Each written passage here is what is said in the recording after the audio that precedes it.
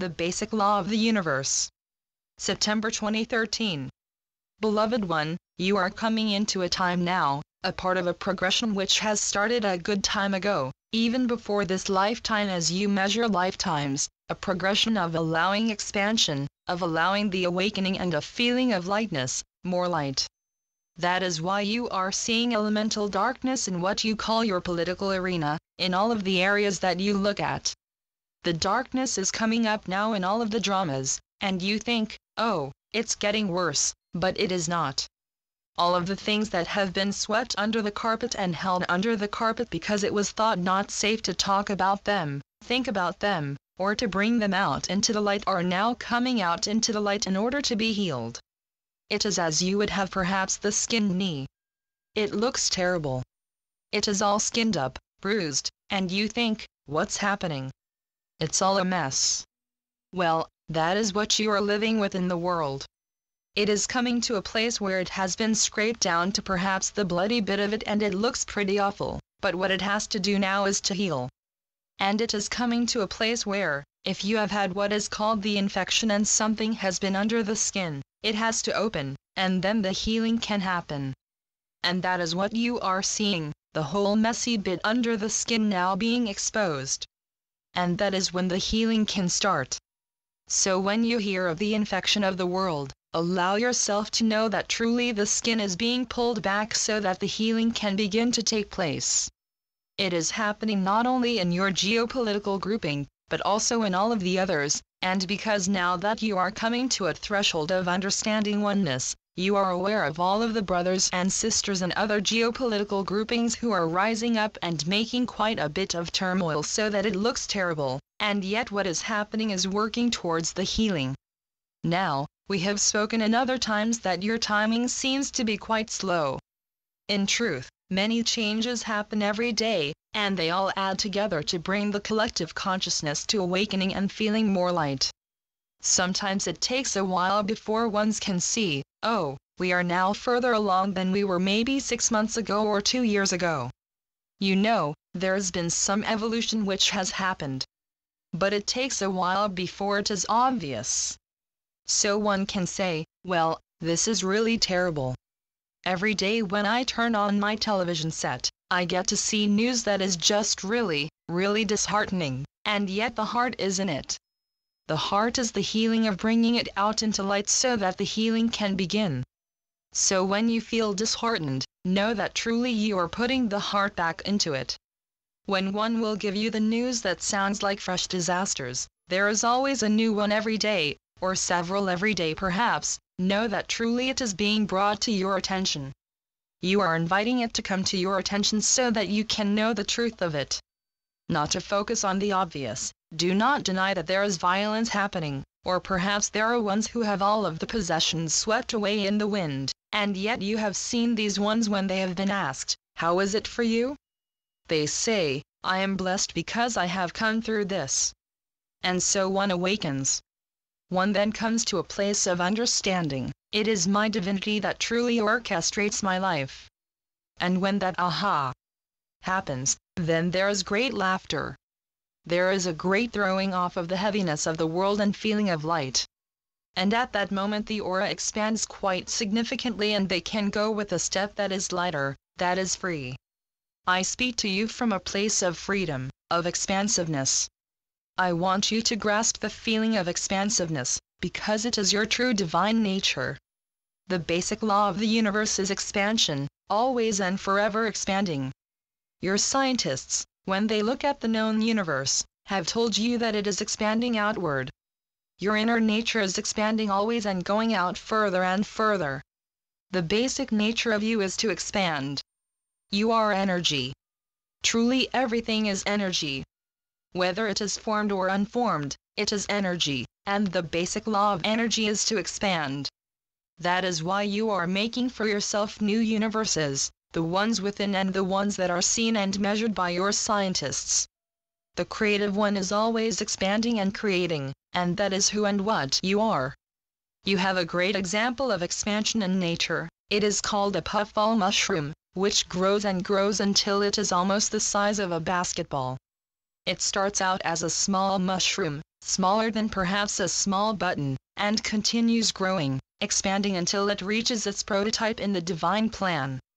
In your life you can feel the underlying current of life energy and know that it is always going forward, expanding as the energy of spirit. First of all, it goes into the mind and you play with the creative current in the mind.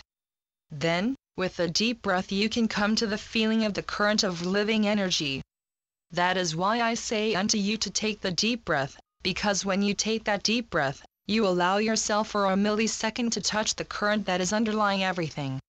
So whenever you remember to take the deep breath you allow yourself to go to the place that truly is the underlying divinity, the current that is always you, and will forever be as you go forward into what you see to be other experiences, other lifetimes, other forms, other manifestations of whatever you want to bring forth.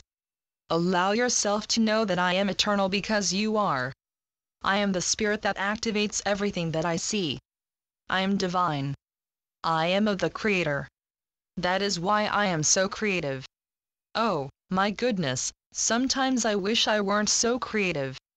But then you take the deep breath and you say, well, that which I have judged to be not so good, I could have done better. Then you see how even the place where you say, I could have done better, has brought you to the place where you understand that you now are better. Everything builds with a purpose. Everything builds to bring you to the place of accepting and awareness, true awareness. I am okay. Everything I have thought that maybe I could have done better was actually perfect at that time. Even I, as Jeshua 2000 years ago, thought, oh, I could have done better.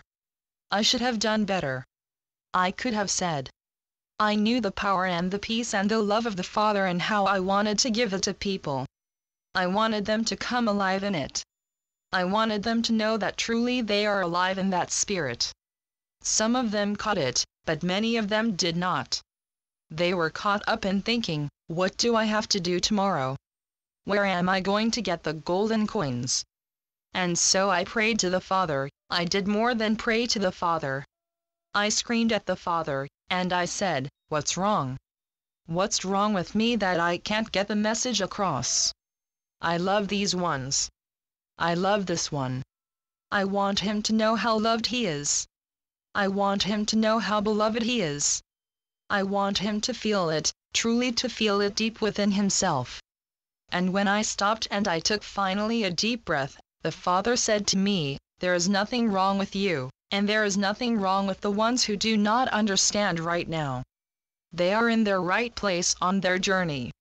You are saying the right thing, and in time they will hear those words. Maybe 2,000 years have to go by, maybe even longer, but it is okay. There is nothing wrong with you.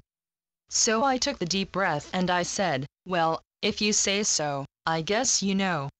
Speaking with and to my divine self, which is the Father.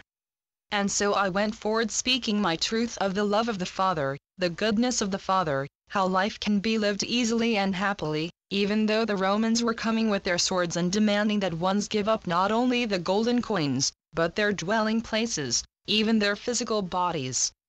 They were exerting what they the Romans saw to be their power at that time.